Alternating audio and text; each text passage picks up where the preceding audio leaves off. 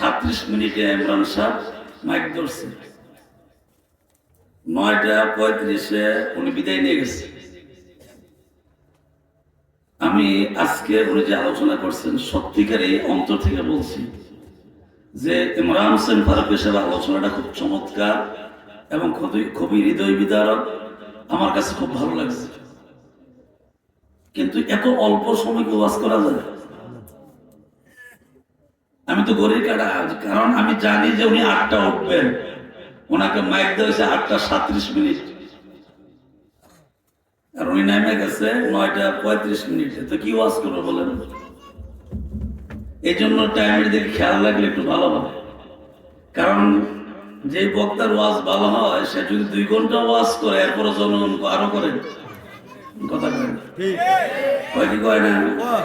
এই জন্য আমি খুতবাও করি নাই, কারণ আমার পরে মুফতি ইদ্রিস হোসেন আল কাদরি সাহেব আছেন, খুব ভালো বক্তা।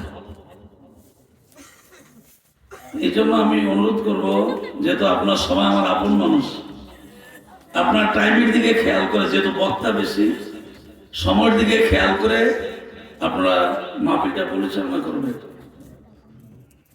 আর মাদ্রাসার ছাত্র যারা আছে তারা আল্লাহর হস্তে আদবের সঙ্গে বসে থাকবেন। মাদ্রাসার শিক্ষক আপনার যতই কষ্ট হোক, কারণ একটা রাত্র, আমরা তো প্রতিদিন আসি না, বলেন মাহফিল কি প্রতিদিন হয়? হয় না, বছরে একবার। আপনাদের যতই কষ্ট হোক আপনারা আমাদের পাশে থাকবেন।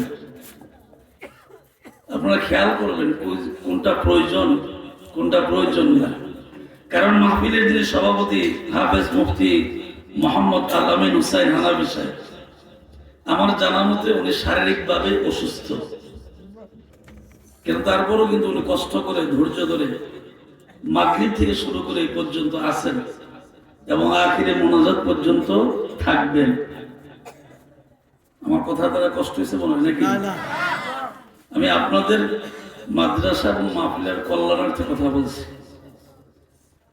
আল্লাহ, যারা চলে গেছেন দুনিয়া থেকে এরা আমাকে খুব আদর করতেন, আর আপনারা যারা আছেন আপনারা আমাকে আদর করেন, ভালোবাসেন।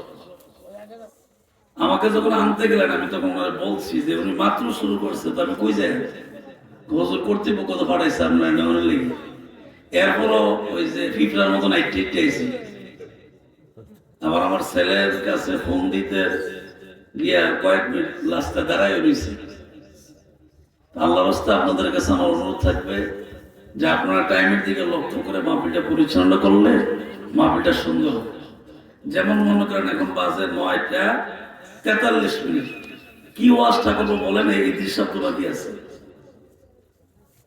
এটা দরুদ শরীফ পড়েন। আল্লাহ